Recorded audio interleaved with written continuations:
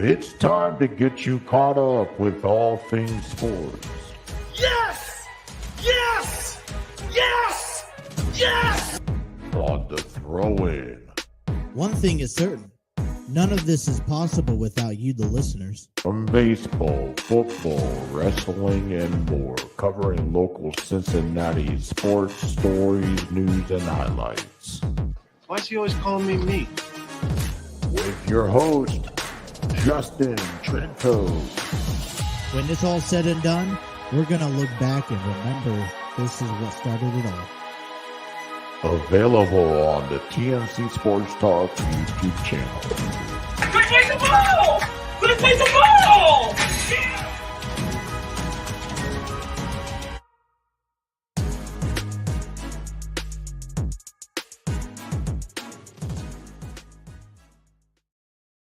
Alrighty, what is going on, everyone? A very, very happy Monday evening. And I kind of have a new setup here thanks to a wife, friend's fiance or boyfriend, whatever you want to consider it. They actually brought over a computer monitor that I've actually been in search for a computer monitor over the last couple months, something that I could add on to another screen. As a matter of fact, I think I've been looking forward to another computer. So I have two screens. I could operate off of one, and then I can I can produce the show off of one, and then operate, the CBS Sports, X, Facebook, anything I got to search up on the other one.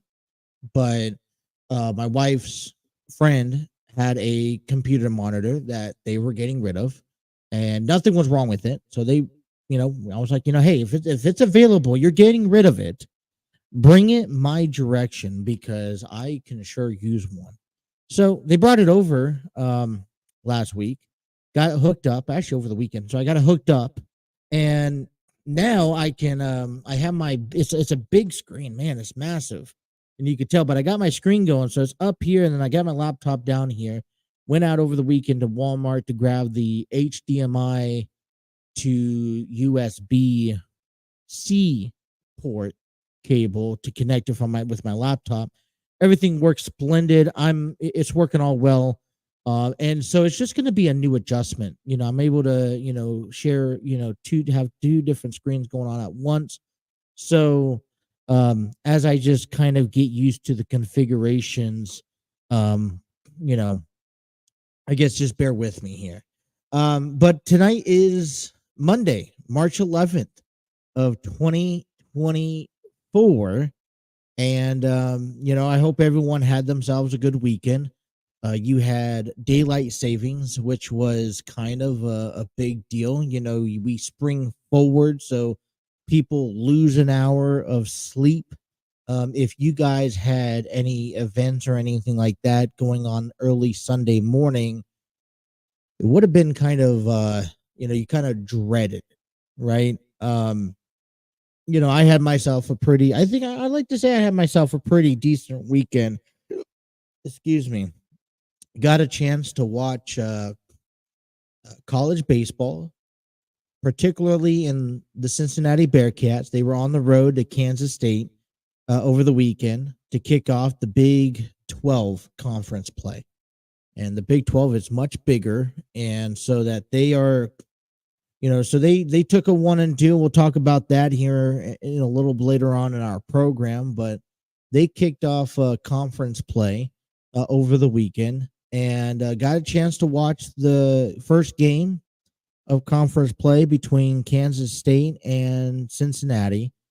That is because Fox decided to have SmackDown postponed to host the Cleveland Cavaliers basketball game on Fox 19.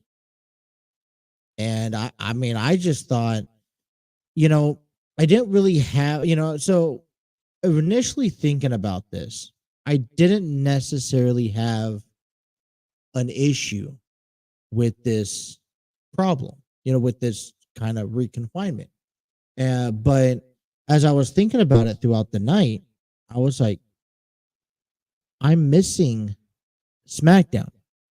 Missing the Bloodline. I'm missing The Rock. I'm missing Cody Rhodes and Seth Rollins responding to The Rock, to the Bloodline in the challenge that was set forth by The Rock the previous week.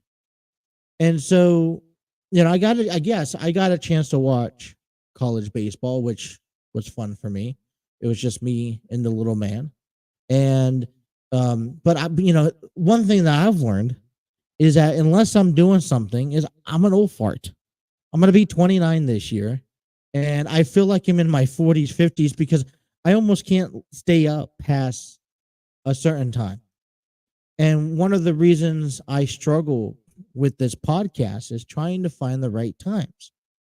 Nighttime is still the perfect time to do these podcasts, but I'm so exhausted because I get up between 6 and 6:30. I get my kids, ready for school. They go get on the bus or I take them to school and I'm up the rest of the day. I may be able to squeeze in a cat nap.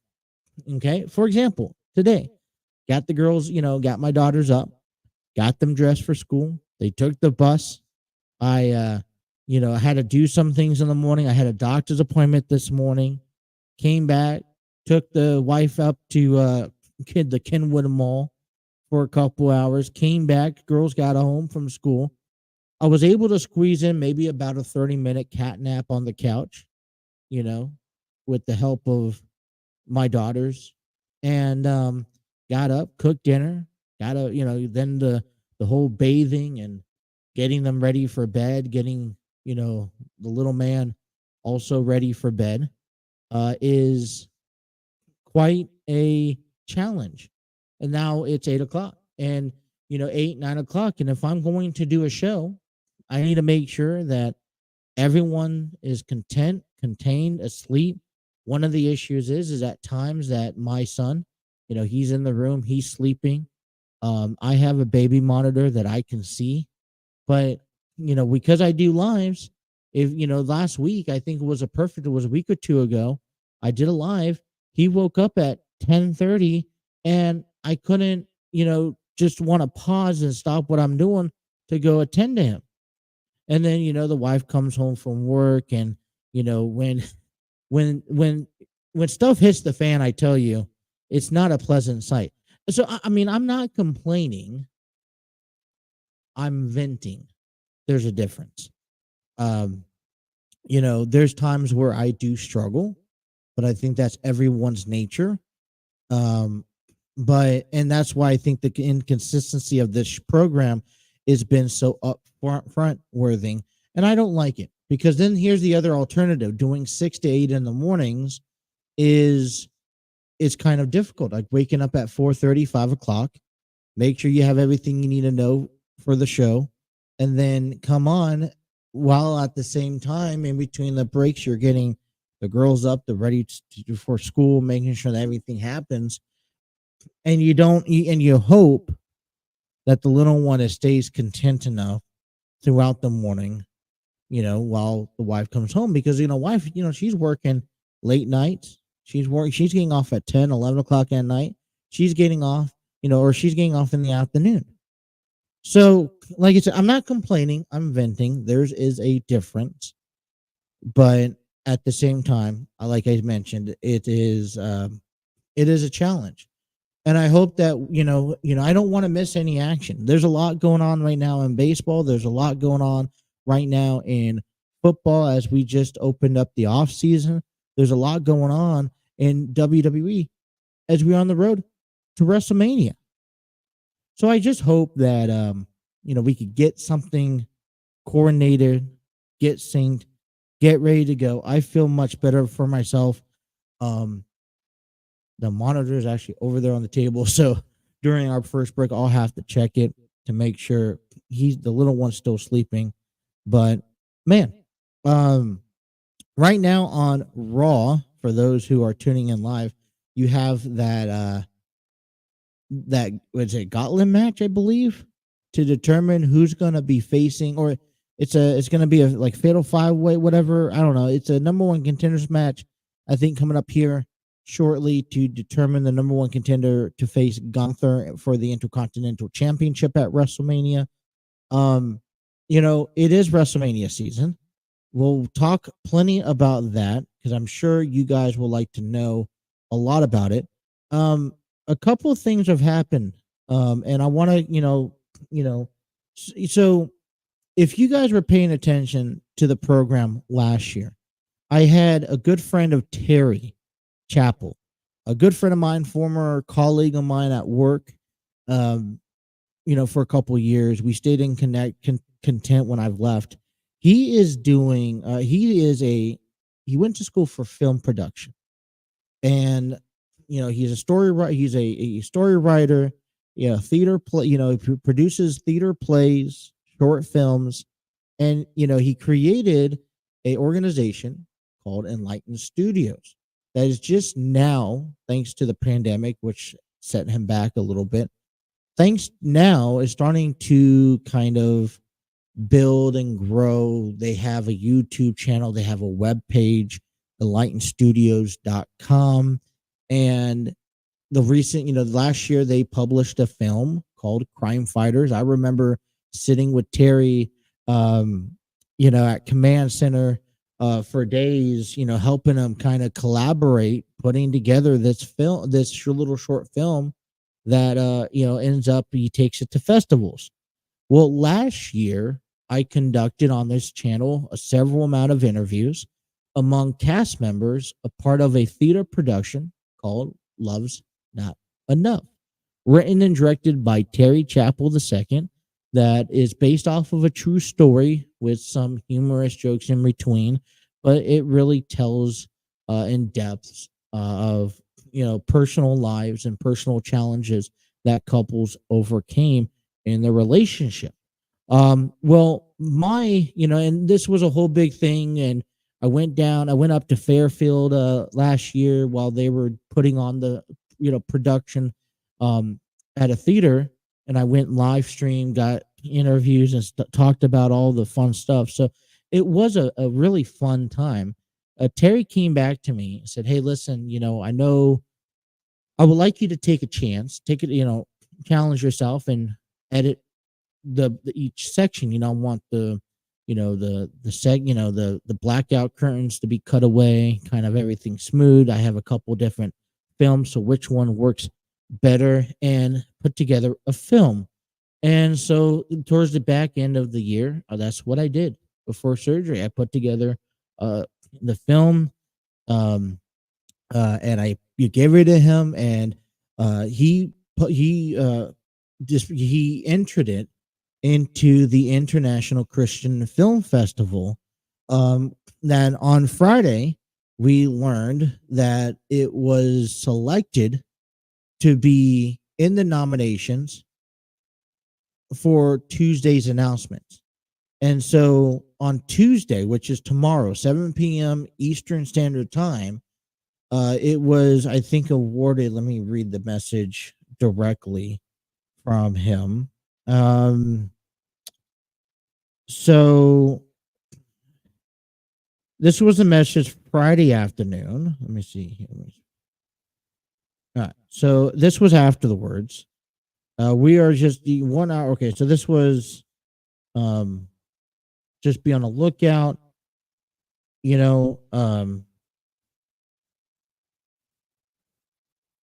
where can I think.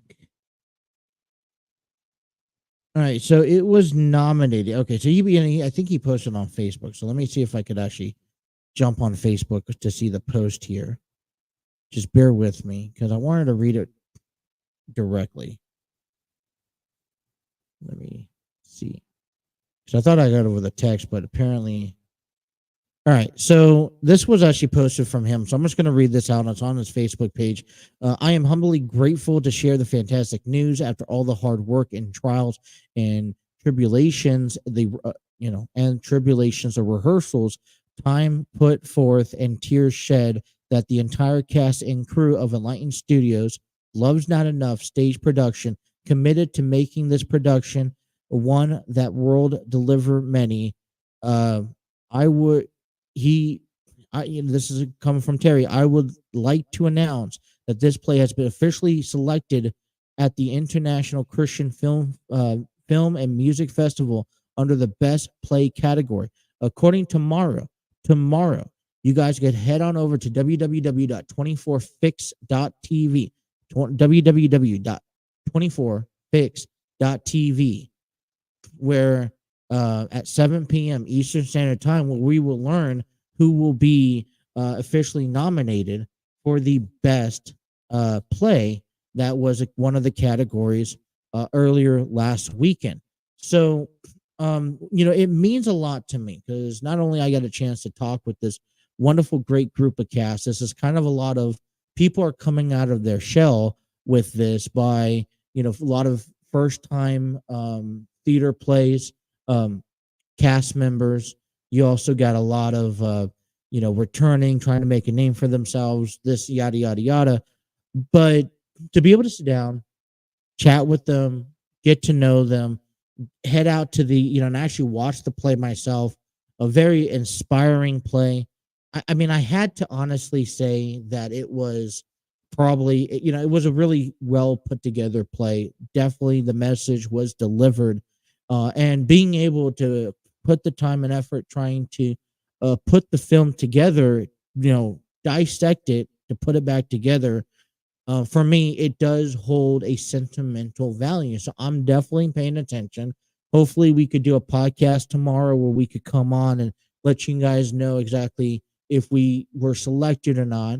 And it's a big, step forward for not only Terry, but Enlightened Studios as they look to grow, because this is a production that we talked with Terry last year about, that they hope to be able to take this product on, this theater play on the road to spread the word among different states, different communities, and just get the message out there through and through. So I'm excited. Can't wait to hear about everything that's that transpires overall. So can't wait. Just we'll keep an eye out. All right. So we got a lot of baseball conversations going on, NFL talk, wrestling conversations. So we have an impactful 2-hour episode.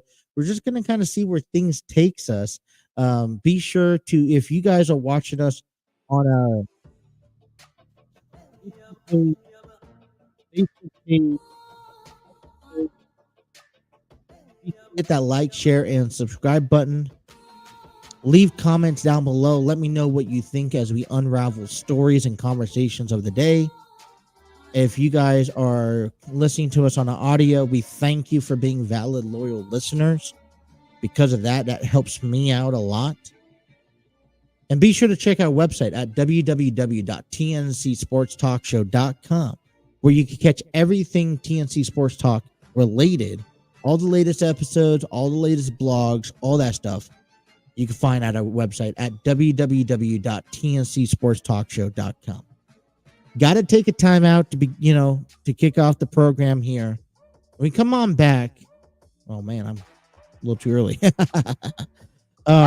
When we come on back, Cincinnati Reds has announced their opening day starter for 2024. We will reveal that here. So don't go nowhere. Grab your drinks, grab your popcorn, because the 2 hours of the throwing continues here next on the TNC Sports Talk YouTube channel.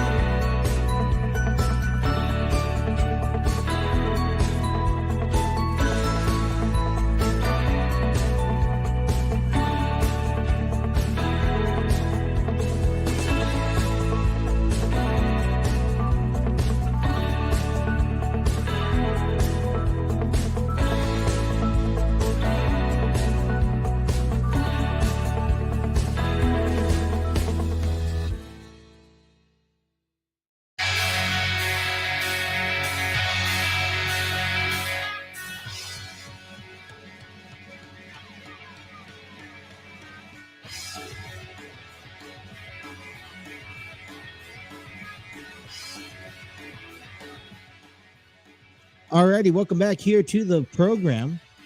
As we get underway here in hour number one, I want to give a big shout out to StreamYard Studios, the proud home of StreamYard, the proud home of the TNC Sports Talk YouTube channel, where you can create podcasts, videos, host virtual business meetings, and even conduct interviews. Check out their free options today by heading on over to StreamYard.com. We actually got some breaking news coming your way here. And I was just reading this throughout the break, and I thought it was like, all right, you know what? How breaking news is this? Let me just kind of look into it.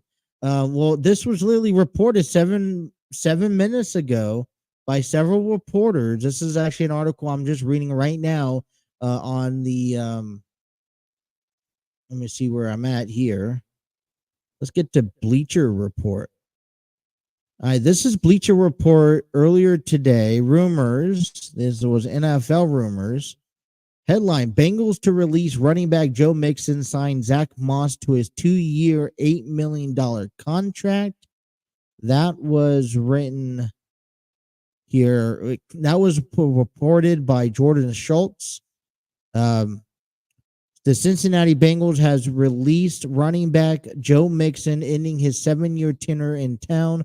Per NFL insider Jordan Schultz, the NFL Network, Mike Garafolo followed up by reporting the Bengals signed former Indianapolis Colts running back Zach Moss to a 2-year, $8 million deal that includes $4.5 million a year. By releasing Mixon, the Bengals created a $5.75 million in cap space while accruing $2.7 million in dead money per over the cap. Mixon, who turns 28 in July, rushed 257 times for 1,034 yards. That's averaging about 4 yards per carry, with 9 touchdowns alongside 52 catches, 376 receiving yards, and 3 scoring of 1,410 yards from scrimmage, and 12 touchdowns in 2023. I think this is big news. Blockbuster news. I'm just bringing it up here to begin with.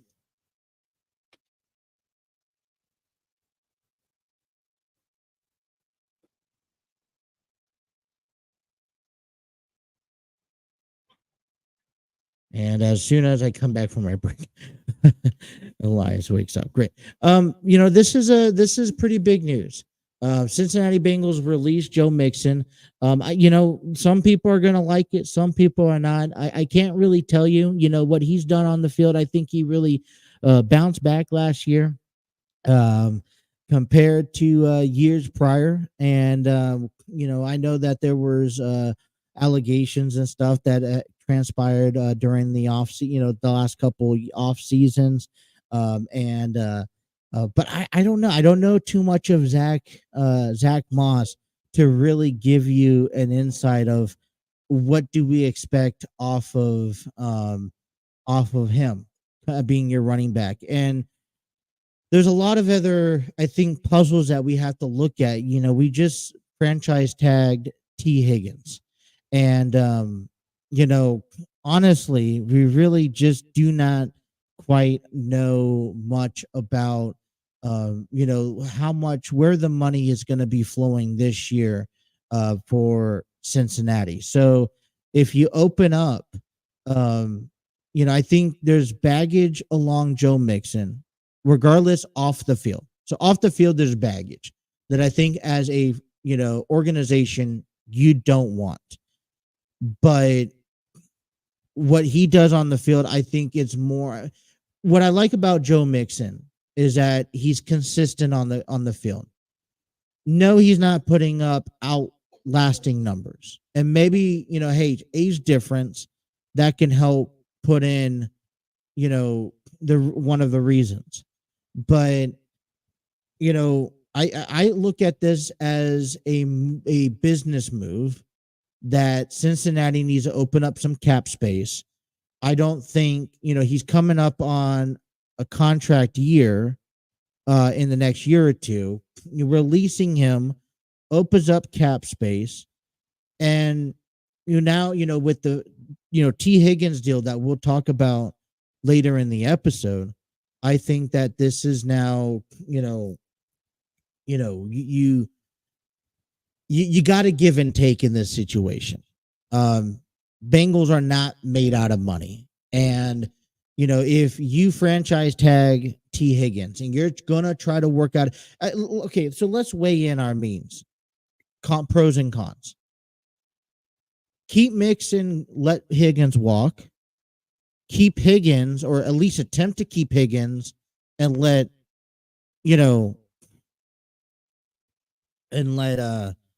Mixon walk.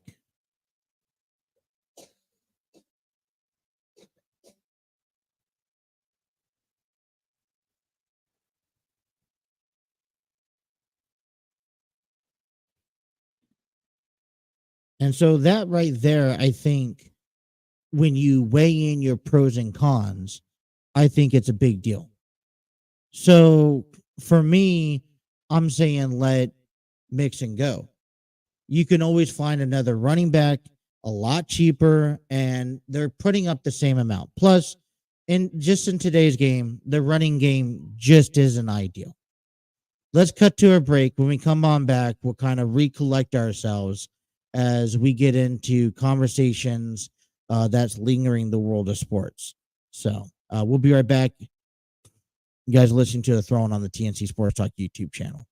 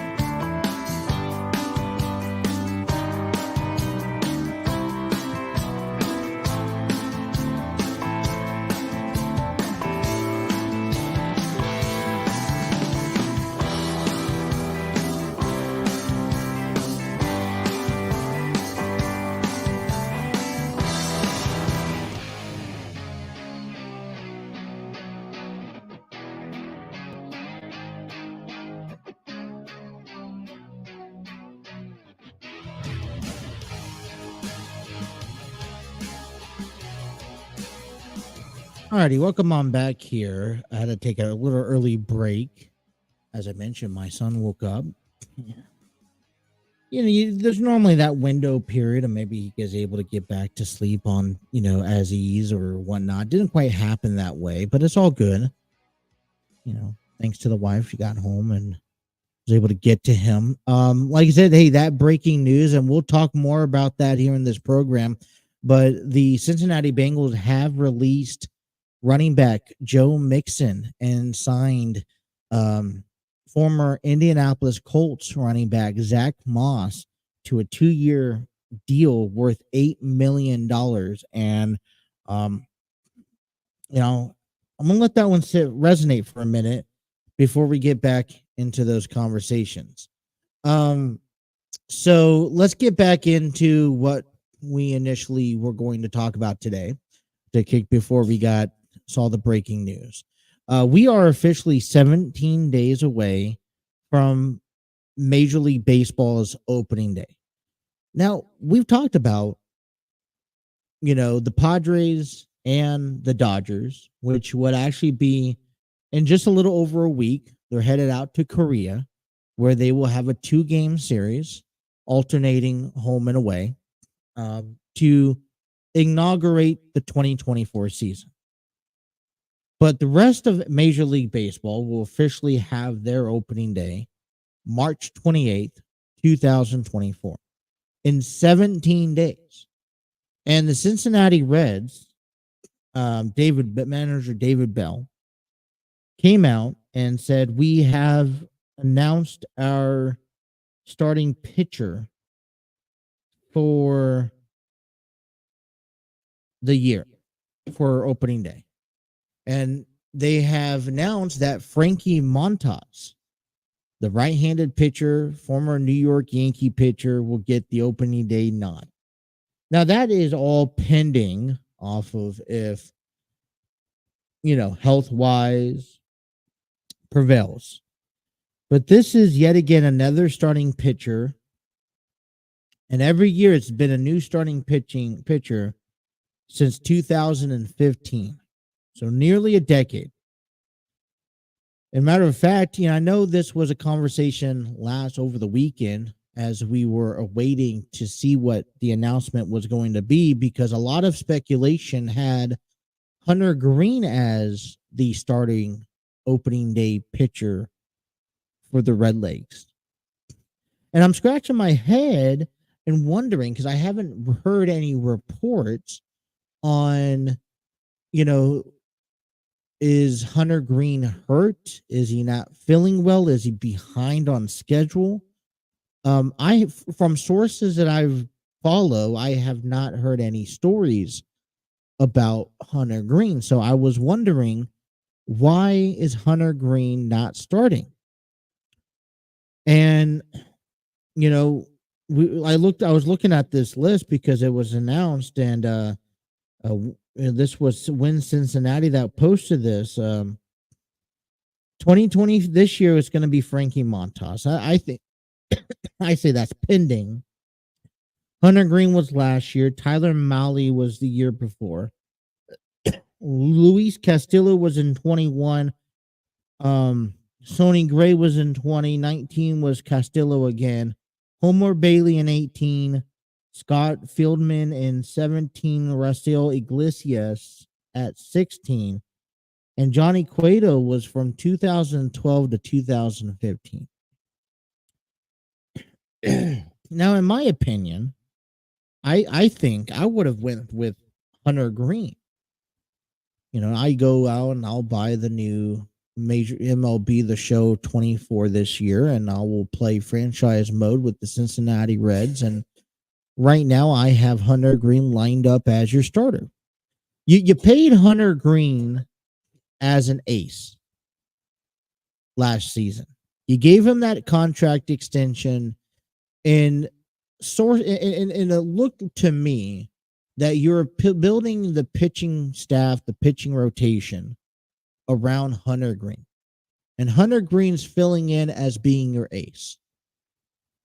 And in consideration of what a definition of an ace pitcher is, In my opinion, I consider an ace pitcher as someone who is going to be the forefront of your rotation.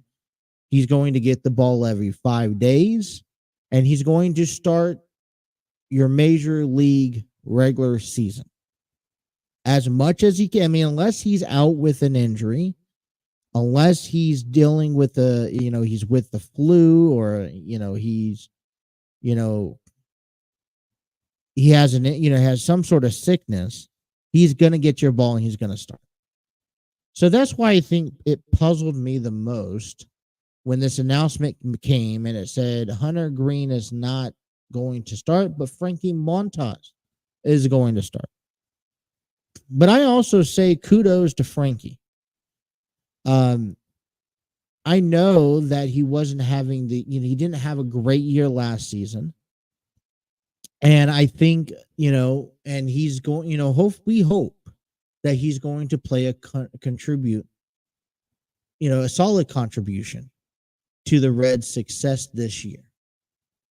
And listen, I mean, you are being given a lot of trust to get the ball opening day against the Washington Nationals on March 28th at 1:40 in front of probably a sold out crowd. And you're going to get the opportunity to pitch. And I think for Frankie, this should inspire him, build a lot of confidence, and hopefully get him back on the right track, especially on the track that we're going to need him every 5 days. There's that conversation of how they're going to utilize it. And one of the key things that I've taken away from spring training for the Cincinnati Reds this year is that you have that David Bell, Nick Kroll, the Castellini, they're not rushing anybody to get back or, rushing for health wise or rushing because they know it's not a sprint race, it's a marathon. And, one thing that we noticed last year was that when we kind of ran out of steam, we ran out of gas. And that if you had a pinpoint of where we went wrong last year and why we didn't make the postseason, people were, fatigued, people were tired, people just couldn't perform at the end of the year because they put all their heart and effort up front. So now we're looking at this season and it's like, all right, let's pace yourself. Let's take a step back. Let's pace, yourselves and everything that's happening. Let's, if you're not, if Matt McLean's dealing with the oblique injury, let him deal with it. Let him get healthy and then bring him back. Because there's no point on forcing him to be an opening day starter if he's not 100%. Because then you risk him, injuring whatever he had injured, his oblique, even further, putting him on the IL, and then he won't be available come August, September when we need him the most. So I think, the Cincinnati Reds motive this season is pacing themselves. And that's the only reason why I think, or I see Frankie Montas get the opening day nod. We talked about, they talk about this with Nick Lodolo, who, by the way, had a solid outing yesterday.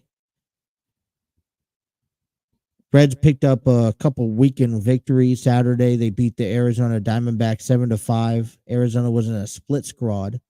And yesterday, the Reds beat the Guardians 5-3. Nick Lodolo had his first spring training outing.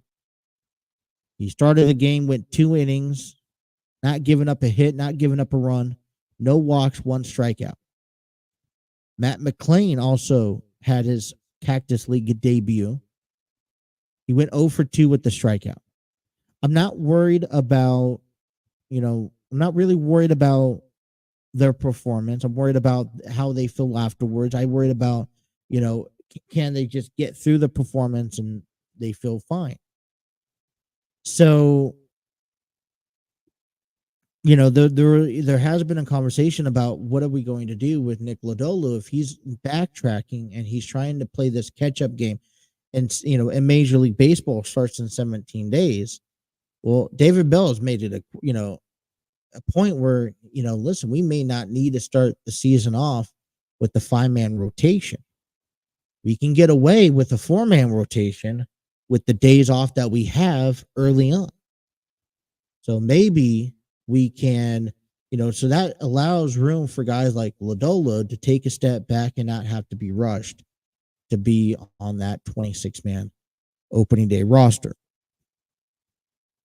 But, despite the belief of Hunter Green, I'm not jumping the gun. I'm not overthinking this. I think Frankie Montas has definitely done something during spring training, during the offseason, that the coaches and managers attract to, they find impressive, to the point where they believe and they trust Frankie Montas to take the nod on opening day.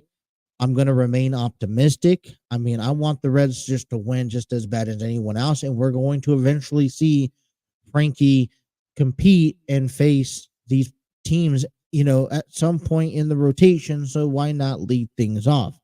I think if you could also establish that, that lead off for him, and then you throw in Hunter Green elsewhere, guess what? You're also now you're taking a little bit off your ace. I feel that this season is going to rely a lot on Hunter Green controlling that rotation, building the momentum out of these young guys.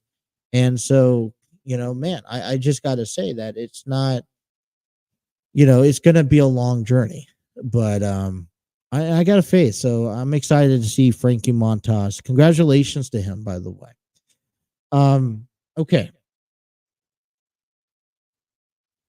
So in the rearrangements of this program, we'll get down and just continue Reds baseball here. Pretty big breaking news came out over the weekend about a negative impact that the Reds are going to have to face to kick it off the show. And I have mixed emotions about this, but apparently we learned over the weekend that third baseman Noelvi Marte will be serving an 80-day game suspension for testing positive for PED. Like I said, I have mixed thoughts about this. I know that the medical staffs and the coaches and the managers and ownership are all aware of what you can and cannot use. Okay. And if I was David Bell and I was a manager for a baseball team, I would go out there and say, I have a zero tolerance for anyone using or testing positive for any substance that's not authorized by our medical staff. And I'm also going to my medical staff and saying, if you by any chance give our players something that has some sort of, that may or may not be illegal, you're out. I don't need you. I need you to know what you're doing. I need you to know what you're giving these players and what is legal and what's not legal. Because I can't afford a talented guy to step in, and to make to get suspended on our hands. So with that being said, Frankie, Noelvi Marte, apparently behind closed doors, away from behind the backs of the Cincinnati Reds, did something to test positive for PED. Therefore, he's getting a suspension. This is how it's going to break down. He's being shut down. He's not going to continue spring training because what's the point? Come when everyone breaks off at the end of spring training, he's going to stick around Arizona, join whatever camp they can he can get his hands on with Cincinnati and serve his 80 games. Post 80 games, he will then be added to a minor league squad and maybe give it a couple weeks, and we may or may not see Noelvi Marte at the big leagues. I say that is because I think that Nick Kroll and I think that Bob, the Castellinis have some conversations to have about Marte and his future as a Red Leg. And I don't condone it. And if the Reds are in a position where we may not even need them, and hopefully we don't, then who says that he doesn't need to just stick down in the minor leagues for the year? Or I would even go on a limb and say, depending where we're at, and I know this is probably a big risk, and a lot of people won't agree with me on this, but I'd say we can do this with or without Noelvi. And if he chooses to make these decisions to impact his playing ability to affect our game and our overall goal, then we don't need him. I don't think that Noelvi Marte is such a big deal. He doesn't make or break games, in my opinion. So if you lose him, it's not the end of the world, you guys. And I was thinking a lot about this over the weekend, and I was listening to a couple of different takes on this, and I was just like, what are the guys in the locker room thinking about when you hear that one of your players, one of your young prospects, is going to be out for at least half of the season, if not 2/3 of the season? By the time he gets brought up, you're sitting at, August, the end of July, August, the latest. And I mean, it must be very disappointing. And I don't think that Noelvi Marte is such a big name that he will, that him being gone for 80 days or 80 games will impact, or will affect. But if we look at the end of this year and we don't make the postseason, if we don't even come close to a postseason, and we're having to take 10 steps backwards, do you turn and look at Marte and saying, you not being in the clubhouse, batting 4 or 5 days out of the week, playing third base, could have impacted the outcomes of some of our games? Could be. I take that conversation more so over, people are going to ask, well, come at the end of the season, if we don't make the playoffs, do you go back and look about what, who you started on opening day this year? And I say you don't. But this does create room for opportunities within our ball club. Third base is now pretty wide open.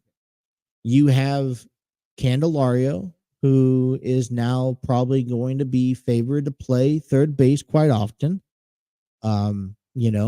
With McLean's oblique injury, you got India's plantar's fasciitis, whatever. So, I mean, right now I'm looking at Christian, CES at first. I got McLean, if he's healthy, at second. I got Ellie De La Cruz at short, which they're not going to touch. And then Candelario at third, with India coming off the bench and now a room for someone else to come up. And I would honestly be favored into even throwing out a guy like Josh Harrison, who is not signed with the organization, but he's a utility guy around the infield. Now, I'm the one in favored to seeing Jonathan India play second base on a daily basis. But if he's coming off the bench, and we'll have more in-depth conversations with Jonathan India throughout the week, maybe even next week, because if we have to accept that Jonathan India is coming off the bench, I'm only seeing him play infield. And I know it's like, well, he's a right-handed at bat. He could play out a little bit of outfield, and I understand that. But I think you'll get the best work out of him if he's playing first, second, or third.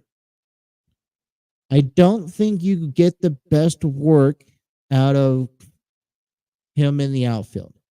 And to be honest, I don't think we're going to ever really get a true, honest answer from any of the coaches of how well is he doing. And the only way we're going to find out how well he is out in the outfield is him playing games out there in the outfield.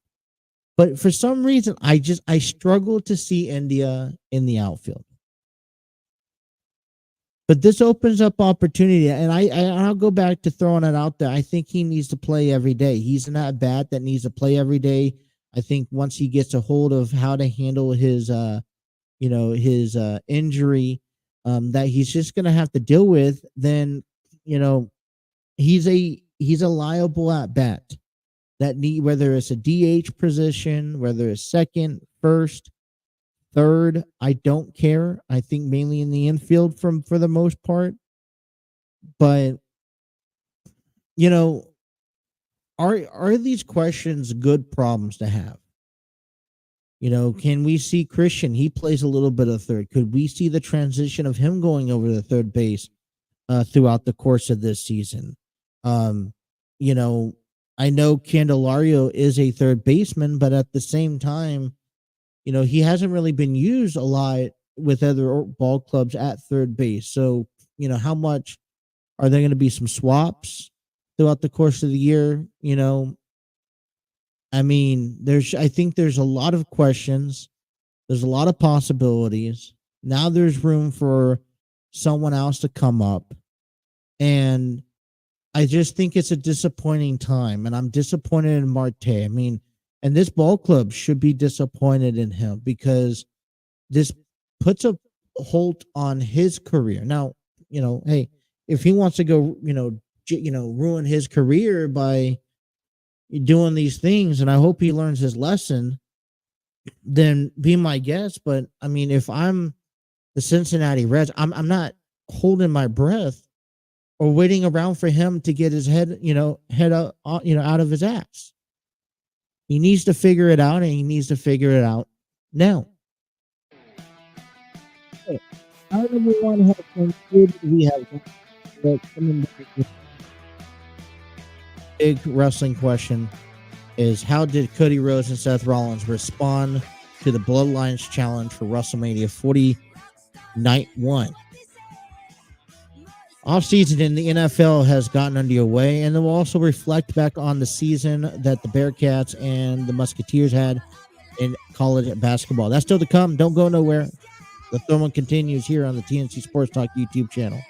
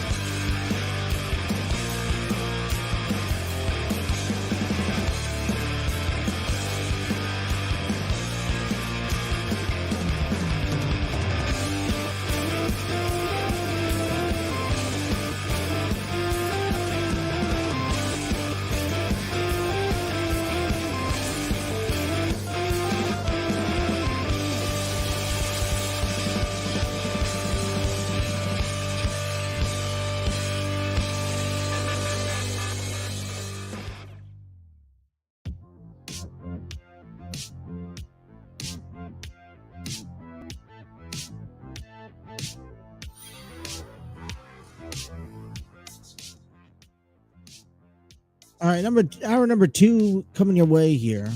Welcome on back to the Throw-In. I want to give a big shout out to Spreaker. Spreaker is not just an audio listening platform, you guys. You can upload your own podcast. That's what we do. Distribute it across a lot of major big platforms such as iHeartRadio, Spotify, Apple Podcasts, Google Podcasts, you name it. And be able to monetize and view analytics. They got a free version as well. I'd recommend you guys heading out to Spreaker from iHeartRadio by heading on over to Spreaker.com for more information.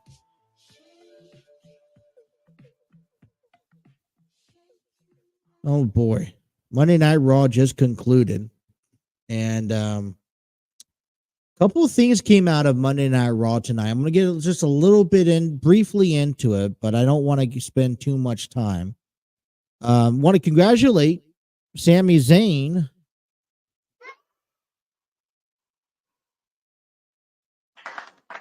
for winning the number one contenders match, and as he ticketed his opportunity as he's going to WrestleMania 40 to face Gunther for the Intercontinental Championship.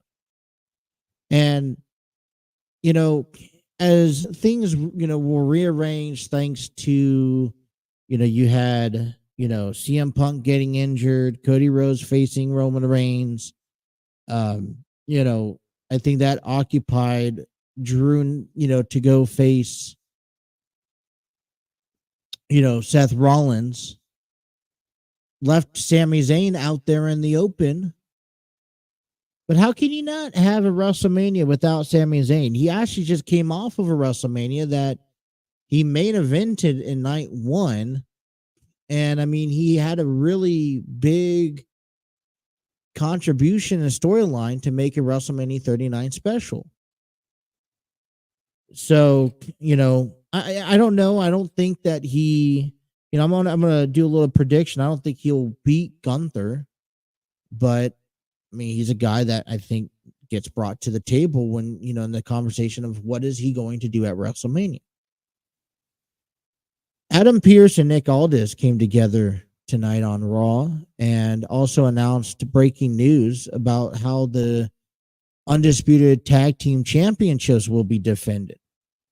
They said the Judgment Day will defend their undisputed WWE Tag Team Championships against 5 other teams in what they call in a 6-pack tag team ladder match at WrestleMania 40. Now, the first thing that comes to my mind is that now you're just trying to get as many superstars or talent involved into WrestleMania as possible. I'm not really a big fan of this because there's only one opponent that I think deserves to face, and it makes sense involving the storyline but deserves to face the Judgment Day for those tag team titles. And that is R-Truth and The Miz. And, I'm going to say this. They went out on a limb to bring back the to redesign the World Heavyweight Championship. Seth Rollins has it. They then, renamed the women's titles WWE Women's Championship and the World's Women's World Champion, however you want to call it. Along with you have the U.S. title and the IC title. Well, isn't it for me? I feel like it's about time that you rename and reconstruct the tag team titles. I've seen a lot of great tag team, action here recently. DIY, the Catch New Republic, AOP's returned. I think it creates more of an opportunity, and especially if you want to separate the brands. You got Nick Aldis on SmackDown, you got Adam Pearce on Raw. Why need to be connected with this Undisputed Tag Team Championship? Well, it's on Raw. You got R-Truth and The Miz on Raw. And for me, you can go over to SmackDown and kind of do this tournament or something like that. I oppose seeing DIY taking on New Catch Republic for, I don't know, World Tag Team titles or WWE Tag Team, whatever you want to call it. But I thought I'm more favored in seeing new tag team titles being crowned at WrestleMania. It's another match that you can throw into the match card. It could be a kickoff show. I could care less of how, who, what, when, where, why, but just create it. You can figure out the details later. But the best. But then, you know what? We don't see a whole lot of stipulations going on. To see a ladder match, I'm going to be interested. I'll tune into it, but I just don't know. Last time I saw a ladder match for tag team titles were, that really, when you think of, okay, I'm going to leave it off of this. When you think of tag team titles and ladder matches, I can only go back to the relations of the Dudley Boys, the Hardy Boys, Christian and Edge. And especially those moments. And when you have it at WrestleMania, you're asking not one, not two, but 6 teams to live up to those expectations. And it's been a while since we've seen a ladder match like this at WrestleMania. So I guess I'll keep open-minded, but I don't know. I lose, I second question. I second question anything in life. But the biggest story in professional wrestling that's right now just been developing, it's growing, and it's actually paying off. That's one of the fears I think we were having, was the payoff of all this was you had The Rock that proposed to Cody Rhodes and Seth Rollins, hey, put your money where your mouth is and take on me and Roman at WrestleMania Night 1. The stipulations were quite simple. It was, if the Bloodline wins, it would be Bloodline rules Night 2 between Cody and Roman. But if the Bloodline loses, the Bloodline would be barred from ringside. Now, this match was going to happen. It only made too much sense not to happen at WrestleMania. And I guess you need some sort of stipulation behind this, which, I guess it is what it is. I think, there is that adversity that you're not just facing Roman Reigns, but you're having to overcome and beat Solo Sikoa, Jimmy Uso, and now The Rock for this factor. And it's finishing that story. You can't, you're not doing it alone. I talked about this on the last episode, and I was like, you have Roman, you have Cody, and you have Seth competing in 2 nights of WrestleMania. And Michael Cole tonight on Raw even asked Cody this: you're taking that risk. And I think all 3 men are taking that risk, because I'm not relying or betting my bottom dollar that The Rock is going to carry all 3 men to keep them healthy enough for night 2. So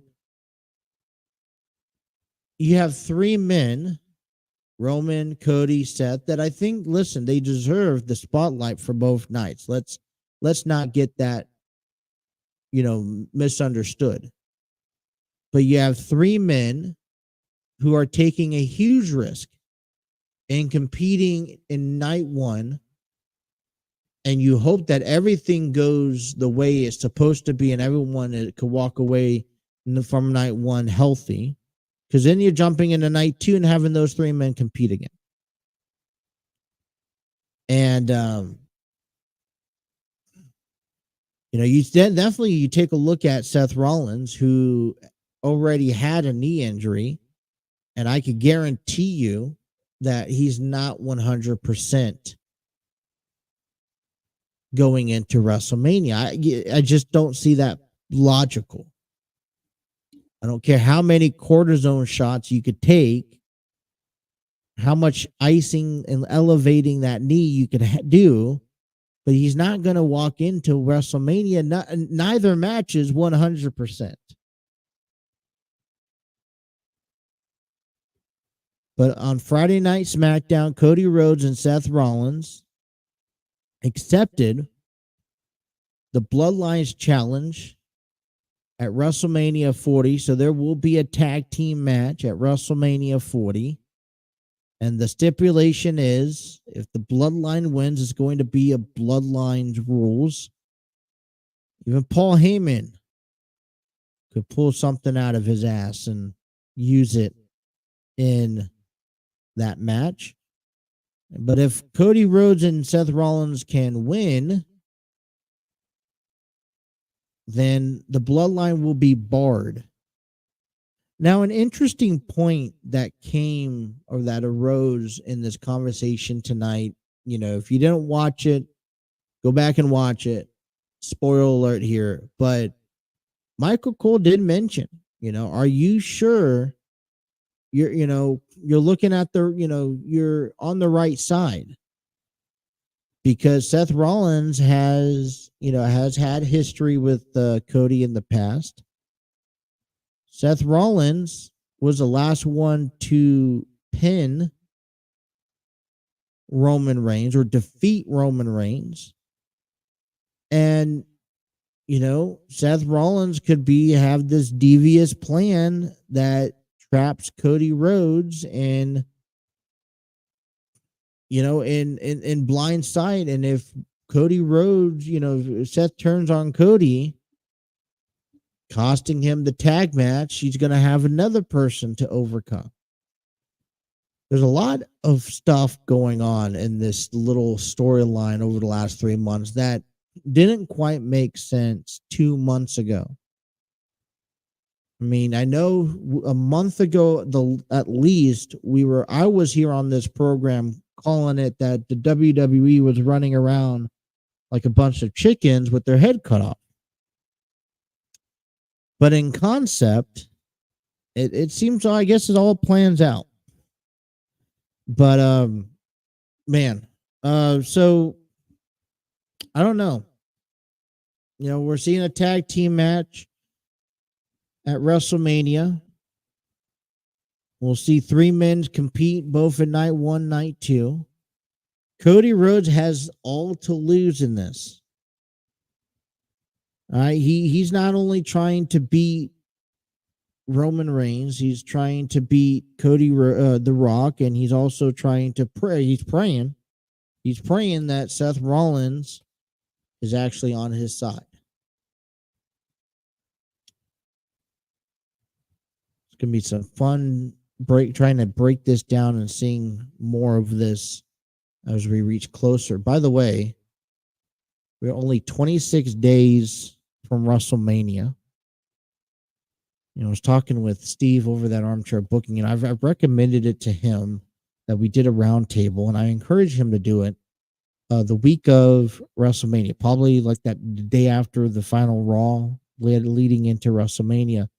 It'd just be cool to get, 4 or 5 different people talking, that talk wrestling, watch wrestling, heading into WrestleMania, that has knowledge, that has thoughts and predictions, to kind of come together on one stream and give everyone that opportunity. So, but we'll see. I know I'll be joining his NCAA March Madness bracket.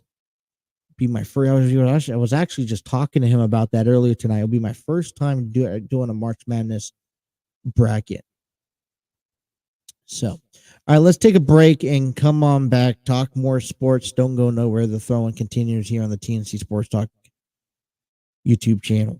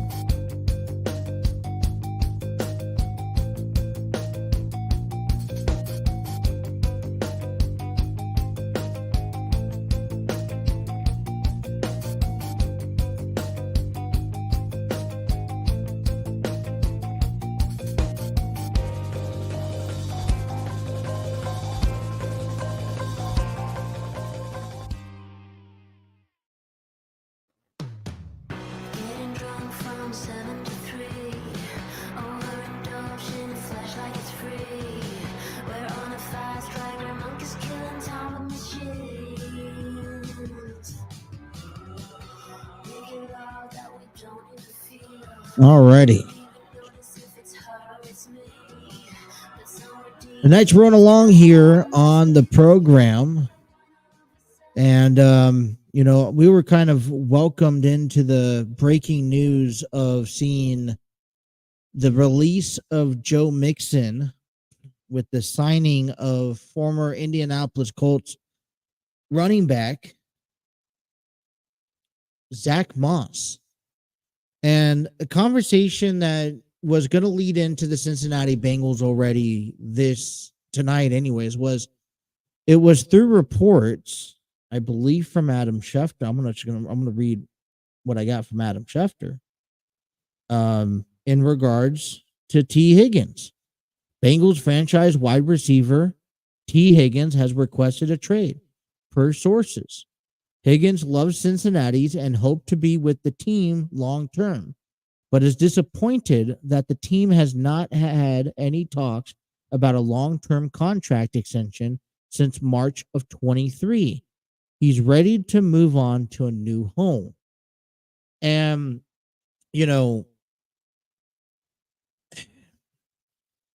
Cincinnati still, I think, they played the safe card. They go out there and they franchise tag T. Higgins. And they're playing this safe card of now, we bought ourselves some time to where we can figure out what we want to do. Well, you got rid of Joe Mixon. And, I think, although people may not agree with that deal, I was thinking about this throughout this past hour since it broke. I'm not even a fan of getting rid of Joe Mixon. And I think, I'm not a fan of it because you can't re-sign Tyler Boyd. But let's face it, the running game is not as strategic to a game plan and to a victory in the NFL anymore than it is the passing. And that's why we've seen over years, and we've seen this out of Ezekiel Elliott. We've seen this out of who else? Was it Saquon Barkley that had this issue? One of the issues that's going to be running into Derrick Henry at some point here in time is that, these talented running backs are not going to get paid anymore because a lot of teams don't, resource to the running game as often. And why do you have to go pay top dollar to a running back where you could go get anyone is ready to step in and probably could do the same amount of work that a running back can? And right now, the Bengals situation, I think you need to analyze this a little bit more clearly. You need to have running backs that can block. We talk so heavily on the offensive line and how the offensive line needs to do this and do that and be better. And I agree with you. I'm not taking that away, but the running back needs to block. How often are your running backs, majority of the time, usually are kind of those guys that have to block for a quick 2 seconds, 3 seconds before they run off to a quick route. So, like I said, I'm not saying nothing against Joe Mixon. I think he definitely showed himself last year what he was capable of doing. I just think he's way too much for what's to offer. You signed Zach Moss to a 2-year, $8 million deal, so you're paying him what, $4.5 million a year compared to comparing to Mixon's 5.25, I believe, 5.75. So, you're saving some money in cap space there. And so what do? Do you go back and now look into renegotiating a contract? Is T. Higgins even considerably interested in in renegotiating a contract? if I'm T. Higgins and I'm like, you haven't talked to me about a contract extension and you haven't showed interest in wanting me to stay with your organization, you can talk about how, I want you to stay with us and for the rest of your tenure or whatever. But until you start throwing numbers out on the table, then you really can't extend that conversation. You haven't really showed any more interest.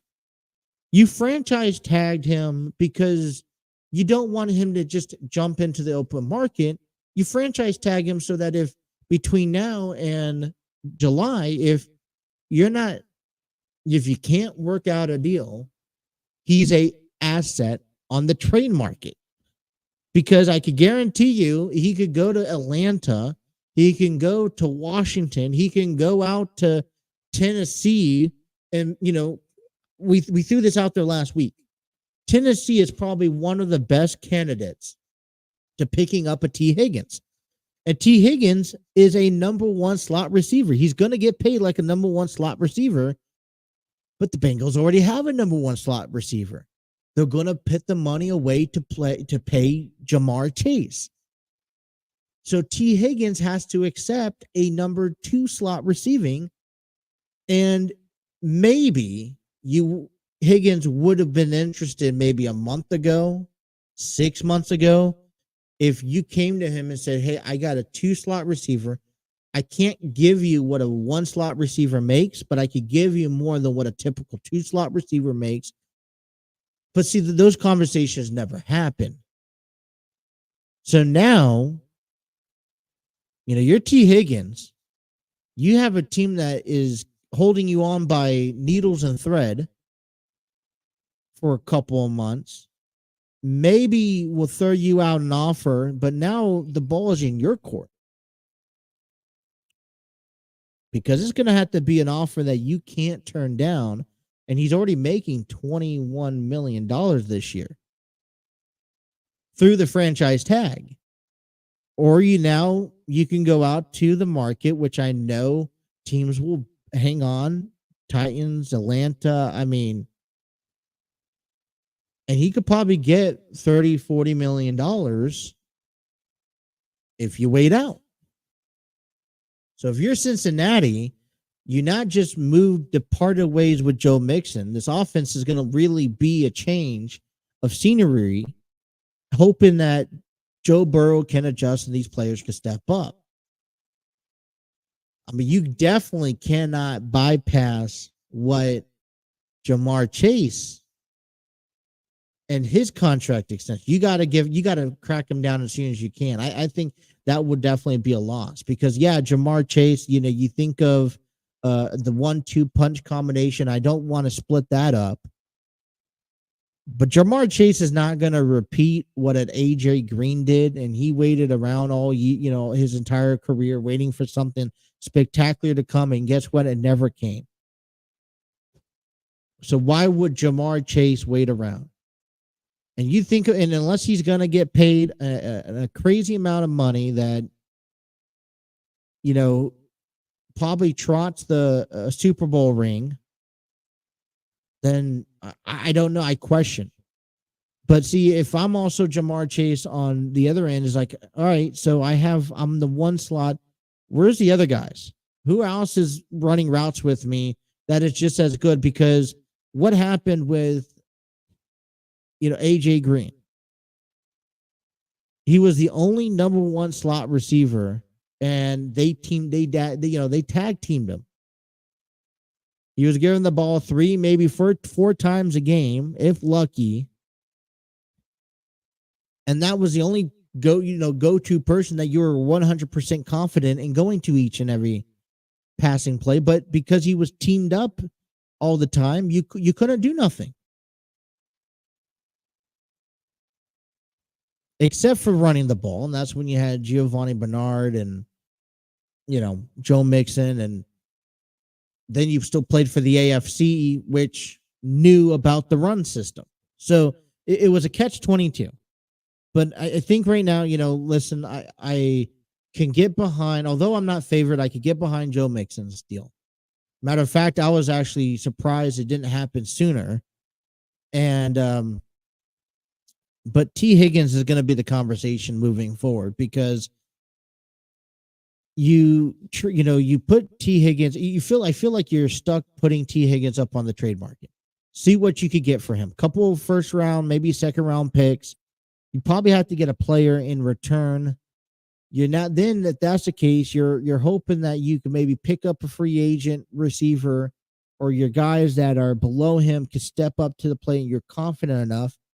And then you're gonna, hopefully you could tap into the NFL draft. And I feel like you do depart from T. Higgins, you gotta pick up a receiver, a logical receiver from the draft. I mean, let me know what you guys think, but I feel like Cincinnati is trying to save themselves from what damage they've dug themselves in over the last couple of years. And although the Cincinnati Bengals are making an effort, they're going to start losing pieces. I mean, I just read that they picked up, or they signed, is it Geno Stone, the safety from the Baltimore Ravens? Which I'm like, okay, that's a decent deal. I'm okay with that. But you're really now looking forward to what's ahead of, the offense. And you're really now start breaking that down. And, as I mentioned, if you didn't have, I think this would have been a different game if you came into this offseason and you didn't have concerns on your defense, because they're trying to add to their defense, right? Trying to make it stronger. It would be a different story if you didn't have to worry about your offensive line. But you're trying now to secure you're trying to secure the rest of your receivers, and you're having to choose receivers over running back. So therefore, and only thing that guaranteed is that you'll get Joe Burrow and you'll get Jamar Chase for another year. It's the only thing that I think right now we could be confident in. But if I'm Joe Burrow, I'm like, man, please give me someone good. Higgins, please stay. I mean, give me someone good I could throw it to other than Jamar Chase. I mean, if you're Jamar Chase, you want another good receiver on the other side of the field for you. Personal opinion. The NFL has been it's beginning off to a fast track. I was actually talking to my brother earlier tonight. He actually messaged me. He was like, man, there's a lot of these deals going on off the table, left and right and left. You look and, they're getting down to work. Yeah. And I was telling him, it makes sense. You got to get to work. And if you're in the NFL, you got to get to work now. It's the off season. And the reason why you get to work now is because the NFL draft is coming up. I mean, a lot of teams right now are trying to either re-sign players or trade players or sign free agents so that they know what type of team they have and they know what missing pieces they are looking for heading into this year's draft. And, that's where Cincinnati, I think, needs to figure things out right away. Listen, and I think they tackled on a lot of things. It is a big, bold move to go ahead and depart from Joe Mixon. Like I said, you can replace him. I think he's not a LaDainian Tomlinson. Okay, he's just not. He's not a Jerry Rice. So I'm not worried. At the end of the day, yes, he's beloved in Cincinnati, and I wish him the best of luck. I wish, I hope he goes to, he's 28 years old. I think he still has, the speed underneath him. I think, if he could go to the proper team, giving him a chance, I think, a team will pay for him. Probably not at the money he's expected, but, he'll probably get $3-4 million out of a contract deal, hopefully, if not more. If he deserves to be paid, he deserves to be paid. but we're moving forward. And so we picked up Zach Moss. I think this is going to be an off year for the running game. Maybe I'm stand corrected, but now we got to figure out Higgins. We got to figure out what T. Higgins is going to do and how he's going, how are we going to handle him? If it's not too late to offer him a contract, let's offer him a contract and get the deal done so that we, and I think it would be a win if we can offer him a contract and he could sign and stay with the Bengals for another 3-4 years alongside Jamar Chase, and maybe even see and say, hey, Chase, can you wait one more year and we'll get you a contract next year? I don't know how logical that could be, but for me, it's a bold prediction. It's a bold, compromise. And wish for the best. But we need to figure out sooner than later, before the end of the month, if we have Higgins or we don't, so that when we head into the draft, we know what we're looking for and what we need to get. And right now, where things are at, we're looking at, hey, we need another receiver, which is probably not what we're wanting off the top of our heads here. All right, let's take our final break of the program, and we'll talk a little bit more about the NFL, because as deals are making, we got to look out for what Ravens are doing, what the Steelers are doing, what the Browns are doing. And Steelers are making a pretty big splash heading into this offseason. We'll disclose more of that information here coming your way as we head to the bottom of the program. Don't go nowhere. The throw-in continues here on the TNC Sports Talk YouTube channel.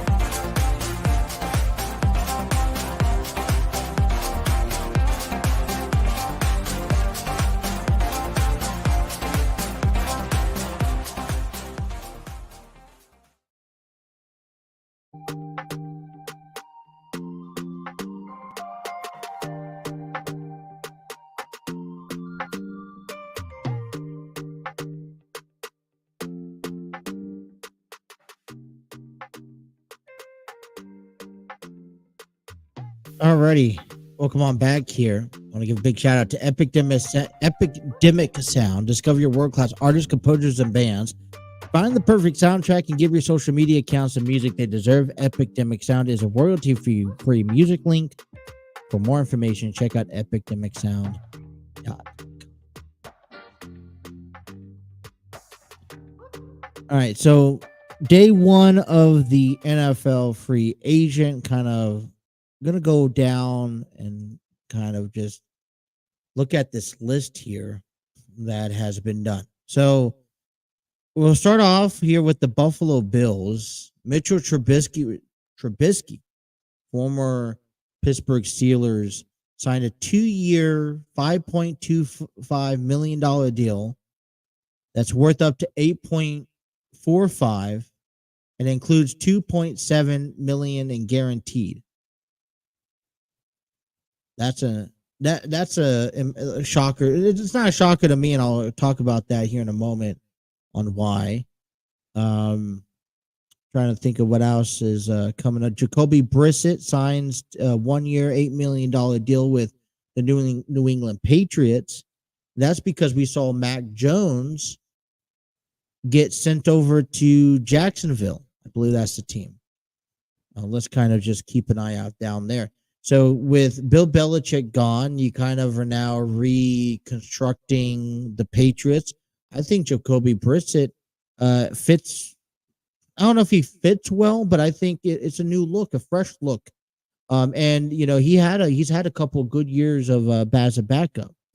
Greg Zuerlein, the kicker, re-signs to a 2-year, $8.4 million deal with the New York Jets. Head down. Nelson Aguilar signs a 1-year deal extension with the team. Talked about Zach Moss. T. Higgins receive a non-exclusive franchise tag, which will pay him $21.8 million in 2024. The Bengals also re-signed Drew Sample as a tight end to a 3-year, $10.5 million extension. They also picked up, signed Geno Stone that we talked about, 2-year, $15 million deal. And Cody Ford re-signs on a 1-year deal. Kind of just scrolling down here. The big one, as we'll wrap our storyline back to this, but Russell Wilson signs, or he plans to sign with the Steelers in a new league when the new league begins. Kind of just scrolling down this list. Michael Pittman agrees to a 3-year, $70 million deal with the Colts. Jaguars, Mac Jones acquired from the Patriots in exchange for the 2024 6th-round pick. The trade does not become official until the new league year begins at 4 p.m. Eastern on March 13th, so just in 2 days. So just at the hindsight here, Edge Josh Allen received a non-exclusive franchise tag, which will pay him $24 million this season. Let's see what else is going on here.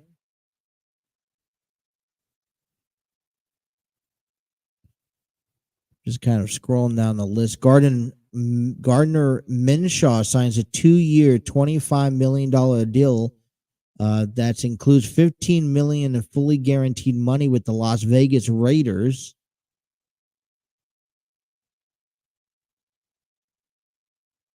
Chargers sign Gus Edwards, running back, for a 2-year deal for $6.5 million.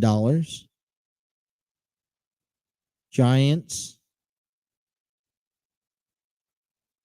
Eagles sign running back Saquon Barkley for a 3-year, $37.75 million contract. I think that's very impressive. Austin Eckler, former Chargers running back, signs 2-year deal worth up to $11.43 million. Eckler receives a $3 million signing bonus and a $4.82 million in 1 year of the contract. Let's see what else is going on around town here.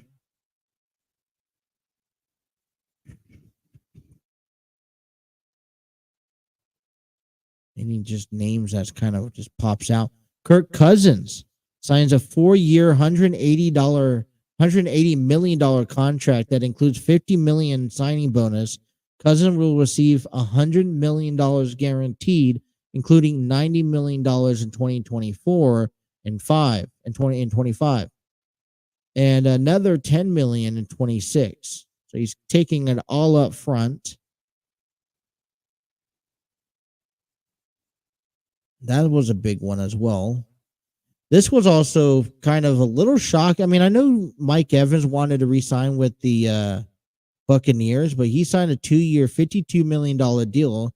And Baker Mayfield, which I kind of already throwing out there, he's on a 3-year, $100 million deal, which includes $30 million in fully guaranteed in year one, and has a max value of $115 million. Mayfield also receives $10 million fully guaranteed in year two, plus $10 million guaranteed for injury in 2025, which becomes fully vested next season. So Buccaneers are lined up, and they had a pretty good season.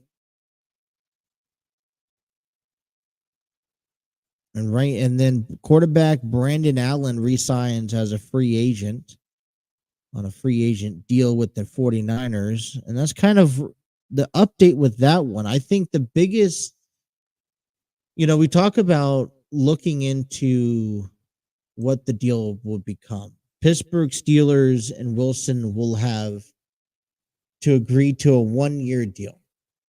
And we're talking about this because, as we're going to wait to see over the next couple of days or next week or so how the Bengals will play a lot of this out. I think take it for what it's worth. People don't necessarily think a lot highly of Russell Wilson. I think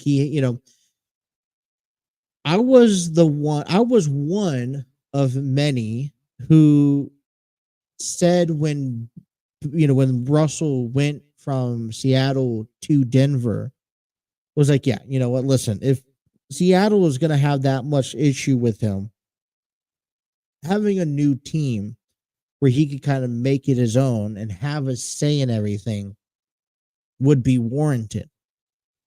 What comes across what came across that first year, which was just an utter disaster, was like, man, you really screwed me over.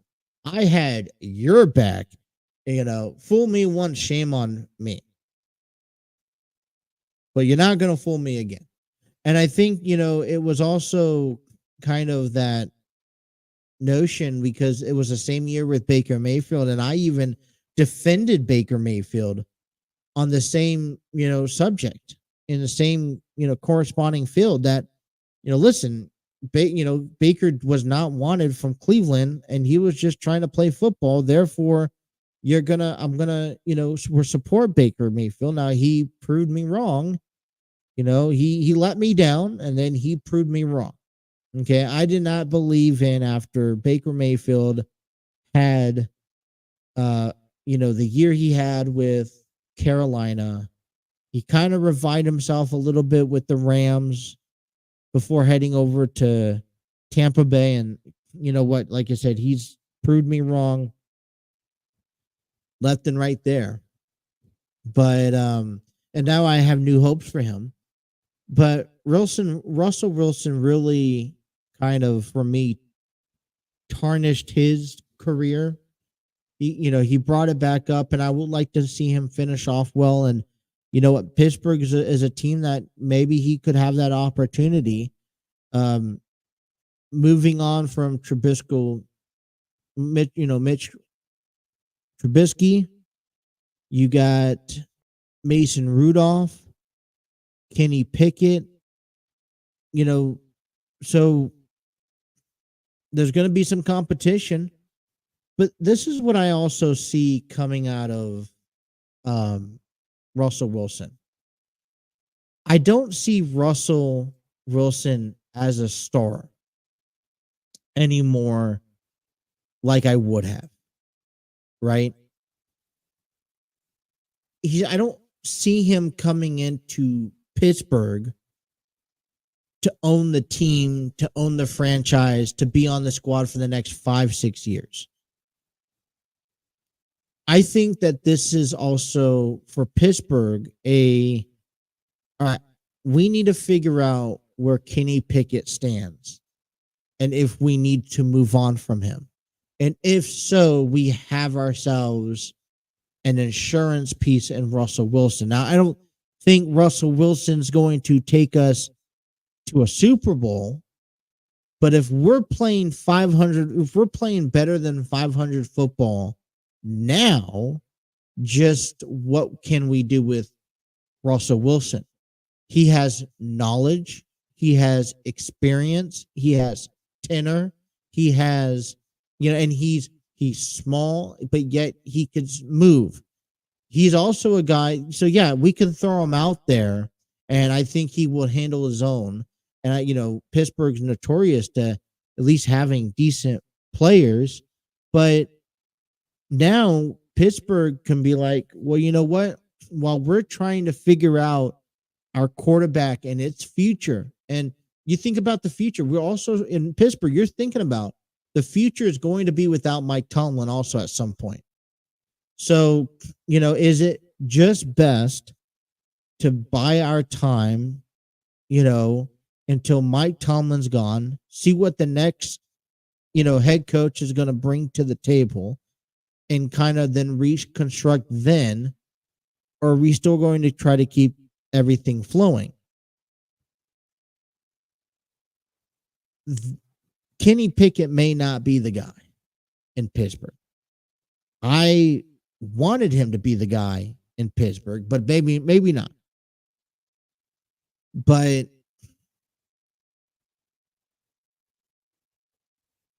Russell Wilson comes in, I think gives Pittsburgh or Kenny Pickett another opportunity to be like, you know what? Let me look at you. Let me see let's see what we can change. Let's see if we could shape you up a little bit more. Maybe we're wrong before we officially move on. And one thing that you notice compared to last time around is that, Russell Wilson is humble. I mean, I guess, hey, flying coach instead of first class compared to, what he did with Denver was a whole nother deal at the hindsight. All right. Before we end our program, let me wrap you up on some weekend sports here. A couple of things going on as we head into tomorrow, and that's why I think we need to address this. The Cincinnati Bearcats dropped the series to Kansas State in the Big 12 conference. They were on the road over the weekend. They got shut out on Friday. They came back to even the series 11-7 on Saturday. And in a tough battle and extra innings, they end up losing 14-13 against Kansas State. They will be hosting a 2-game series tomorrow and Wednesday against Western Illinois. Tomorrow's first pitch is at 5 p.m. Wednesdays is at 1:10. I recommend going to a Bearcats game. They will host Kansas, I believe, this Friday night in Big 12 action. Xavier Musketeers, they're 8-8 on the season.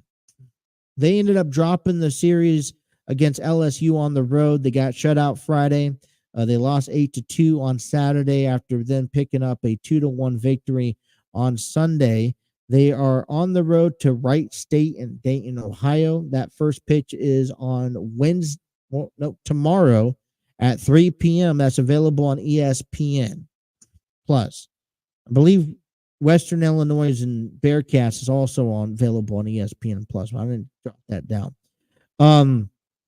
Cincinnati Bearcats basketball. They finish off the regular season 18-13. Conference play not so well, 7-11. They did win their last game versus Virginia Tech with the final score of 92-56. That wraps up their home record 14-5. On the road, they finished 4-7, and neutral sites they're 0-1. The Bearcats posted the largest win margin on senior day back on Saturday, and Wes Miller's recorded his 100th game as a Bearcats head coach with that victory. They will go on in Big 12 play tomorrow at 3 p.m. Eastern Standard Time. While they are on the road to face West Virginia. That will be available on ESPN Plus, or you can listen to it on 700 WLW. Xavier Musketeers basketball, they finish off their regular season 15-16. Conference play 9-11. They are 11-7 on home. And they are 3-8 on the road and 1-1 neutral. They end up losing to Marquette on Saturday, 86-80. They will begin Big East Championship play this Wednesday. Tip-off will be at 4 p.m. on FS1 as Musketeers will take on number 8 Butler. The Cincinnati Reds will wrap things up with the Reds. They had a couple of wins. They will be taking on the Chicago Cubs this weekend.